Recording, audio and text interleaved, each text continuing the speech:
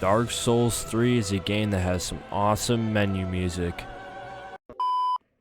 Dark Souls 3 is a game that is loved by many people for its extreme difficulty and interesting quests, and of course for the storyline. Today's video I'm going to be reviewing Dark Souls 3 here in 2020. I will be rating this game in 3 categories. The categories will be in graphics, gameplay, and difficulty, and 2 bonus ones which will be the requirements and the price of the game, but we aren't really going to go rate those, we're just going to talk about them. Anyways, let's get into it. So the first category is graphics. Now, Dark Souls is it's a very gloomy game, kind of ironic because the name of the game is Dark Souls. Anyways, the graphics of the game are great. They are appealing to look at except for when you get the occasional screen tears. This is for PCs only. On consoles, I've never seen anybody talk about screen tears, so you should be fine there. The art style of the game is very interesting and mysterious. It kind of leaves you wondering about how the enemies got the way they are, because they're so deformed and really kind of just left behind. Next category is the gameplay of Dark Souls 3. The gameplay is very strategic in how you use your weapons to attack enemies. You have to dodge at the right time and hit the enemy when they're vulnerable. You can also parry certain enemies that will leave you with the window to do a critical strike, as in shoving your sword in them and kicking them out the ground, as shown on the screen right now. It's pretty cool. You can tactically use your dodge against foes in PvP and PvE, but if you dodge at the wrong time, you can be in a whole world of hurt. The next category is the difficulty of Dark Souls 3. This game is very difficult if you haven't ever played a Dark Souls game before.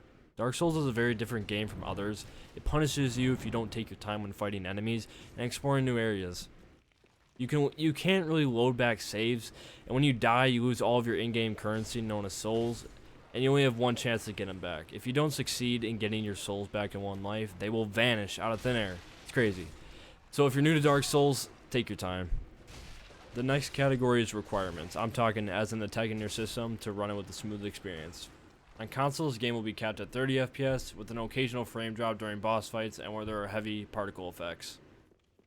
On PC, this game is capped at 60 FPS. There's no way to uncap it. There's also occasional screen tears.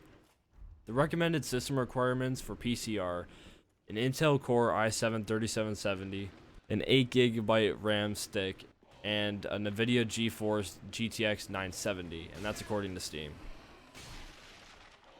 And for our last category is the price of the game. The price currently on Steam in 2020 is $60 for the base game version and $85 for the deluxe edition, which comes with a season pass, so you get all the DLC.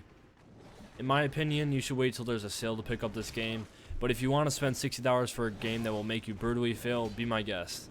I rate this game an overall 10 out of 10 experience. It was hard for me when I played at first, but over time you start to appreciate the game. Anyways, thanks for watching. It would be much appreciated if you guys would like this video, because it took a while for me to compile, and maybe consider subscribing. It's free after all, and it would really help us out. That's it for today, and always thank you for watching, and we'll see you in the next one. Peace out.